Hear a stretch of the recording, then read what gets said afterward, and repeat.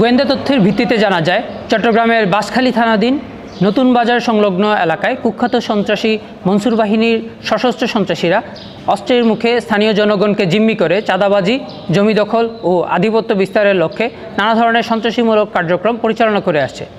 স্থানীয় জনগণ এর প্রতিবাদ করতে আসলে উক্ত সন্ত্রাসী দল জনসম্মুখে প্রায়শই গোলাগুলি সহ বিভিন্ন ধরনের হুমকি দিয়ে জনমনে আতঙ্ক সৃষ্টি করে আসছিল। স্থানীয় জনগণ কোস্টগার্ডের শরণাপন্ন হলে কোস্টগার্ড উক্ত এলাকায় গোয়েন্দা নজরদারি বৃদ্ধি করে।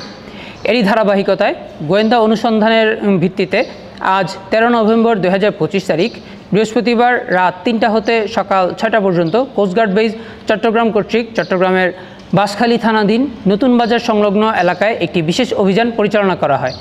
অভিযান চলাকালীন উক্ত এলাকা হতে 3টি দেশীয় আগ্নেয়াস্ত্র, 8 রাউন্ড তাজা কার্তুজ, 15টি ফাঁকা কার্তুজ ও 8টি দেশীয় অস্ত্রসহ কুখ্যাত সন্ত্রাসী মনসুর বাহিনীর 5 জন সক্রিয় সদস্যকে আটক করা হয়। উক্ত অভিযান চলাকালীন একদল অজ্ঞাত সন্ত্রাসী কোস্টগার্ডের আভিযানিক দল বহনকারী গাড়ির উপর অতর্কিত হামলা করে গাড়ি ভাঙচুর করে এবং আটককৃত আসামিদের ছিনিয়ে নেওয়ার চেষ্টা করে। এ সময় আত্মরক্ষার্থে কোস্টগার্ড আভিযানিক দল 3 রাউন্ড ফাঁকা গুলি করে।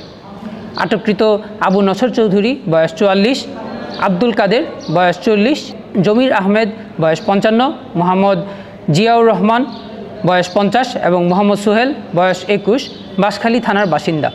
জব্দকৃত আলামত এবং আটককৃত সন্ত্রাসীদের পরবর্তী আইনানুগ ব্যবস্থা গ্রহণের কার্যক্রম প্রক্রিয়াধীন রয়েছে।